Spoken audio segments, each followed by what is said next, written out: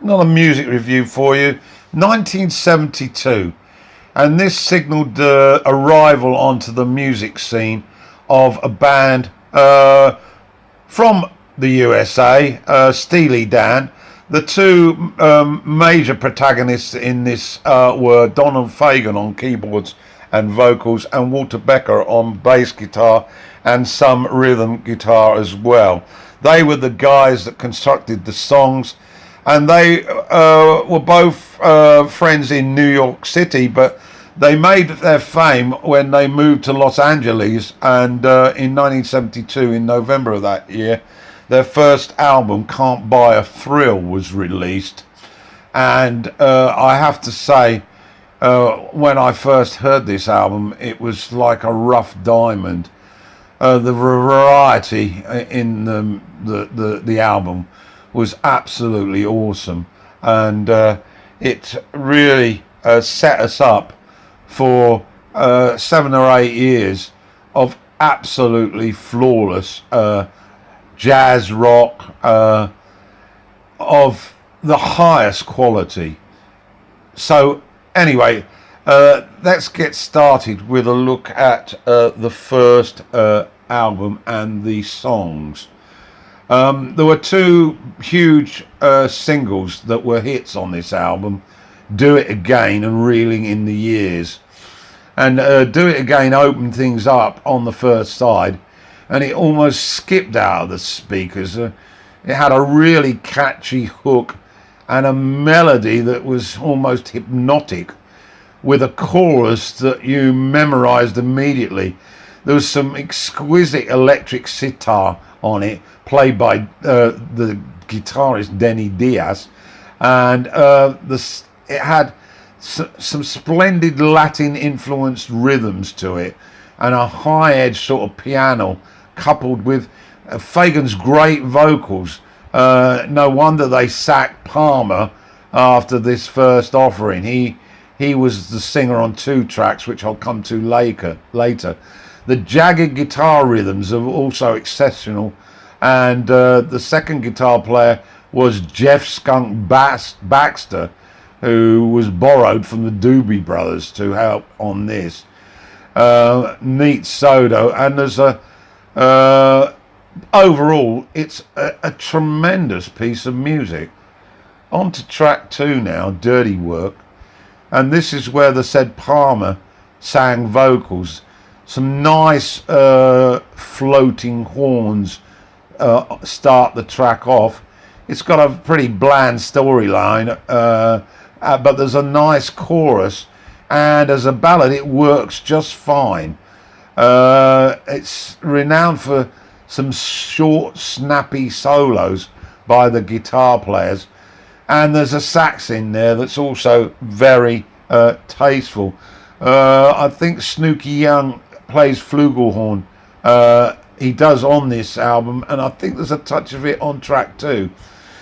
To track 3 now, it's called Kings, and the lyrics might suggest some historical note taking by Fagen about English history, King Richard and King John. That may be taking things a little bit too far, or others suggested it might be a reference to the White House with Nixon at the time being the president. Not quite sure who John was, but something about the passing of power. Anyway, the music's terrific. There's some lead guitar from Baxter that bristles up and down the frets, and it's very speedy and breathtaking. And Elliot Randall is credited as the lead guitarist on this track. He appears on 2 tracks on this album, so it sort of suggested that Fagen and Becker were certainly quite keen on using guest session musicians, and this became more and more evident release upon release, to the point where for Gaucho there was as many as 20 odd session musicians. Anyway, on to track 4, Midnight Cruiser. It sort of saunters in to your listening psyche. A mysterious tale of Thelonious. Is it Thelonious Monk? Probably so, because both these boys were avid jazz enthusiasts. It has an addictive rhythm, and the guitars excel again, the twin guitars. The chorus is allegedly a rip-off of a Hollies song, Dear Eloise, but I don't know that particular track, so I can't confirm that. Jim Hodder, the drummer, duets with Fagen on vocals here. As I say, the double lead interwoven guitars mesh together exquisitely, but not in a heavy way like Thin Lizzy or even the Doobies or the Allmans. Much more delicate. Track 5, only a fool would say that, closes side 1, and an up-tempo percussion-driven song. Fagen sending his message about mankind. A great dance record, I felt, and great for hot summer nights. The lyrics, well, take a look. I've got some lyrics printed at the end of this podcast. The guitar owes a nod to a skipping type jazz, George Benson style, and a strange piece of Mexican speaking at the end, which was credited to Jeff Skunk Baxter. That's for side 1, and you really need to take a breath because the quality of music was just so immaculate.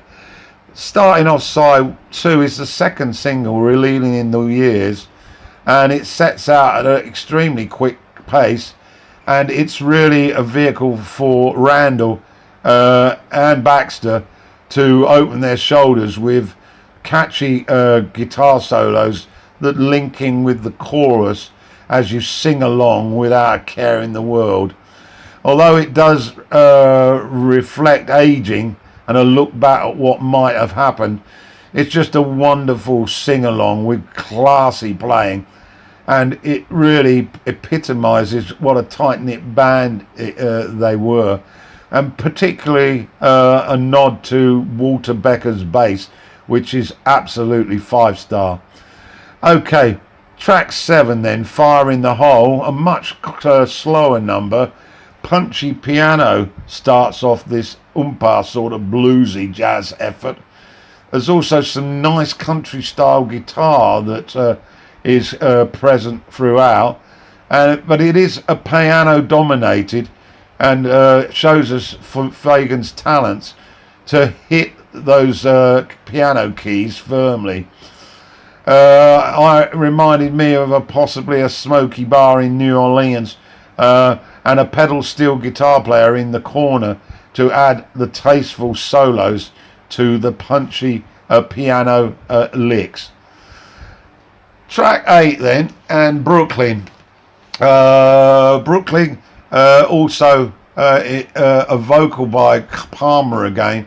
I mean, it's pure bliss as it skips into your ears. There's some choppy rhythm guitar and that meandering country style guitar that once again leads to that punchy rhythm, which is so symbolic of Steely Dan's music. There's a gripping vocal melody here, and I found that the production is quite raw, which I love. Not too polished, not too refined. That's why I refer to this as a rough diamond. It creates a sort of live in the studio feel. A taste of the lyric. Brooklyn owes the charmer under me. What the hell does that mean, man? Tell me, please. Track 9 is Change of the Guard, and as expected, it gets marching and lets your hair down. A wonderful chorus that glides along like a surfer on the top of a wave. There's a terrific lead guitar burst that connects with a notch up rhythm, and then there's that lush distorted guitar towards the end. Absolutely brilliant. And then track 10, the closer, turn that heartbeat over again. Duets here again with Hodder, and it's a magical song. The verses rhyme and the track locks into your psyche with some jangling guitar rhythms and trunky piano. So we reached the conclusion of a 5-star album, and it really set us up for quality music from their next 5 albums in the 70s. Of course, a lot has been said about the name of the band as being a reference to the Burroughs novel Naked Lunch, where Steely Dan is a nickname for a sexual dildo. And I would suggest that Steely Dan's music is a bit like a musical orgasm. And the cover also has a nod to the sex industry, showing prostitutes lined up on a street corner. Not quite sure what town it might be, but it certainly puts it into some perspective. So what have we got? A charming set of melodies. Let's groove, and try to dissect the lyrics, or just put your feet up with a Pims and enjoy it. This, lastly, a thank you to Gary Katz, the producer, and thank you very much, the two New Yorkers. Can't Buy a Thrill, 1972, Steely Dan.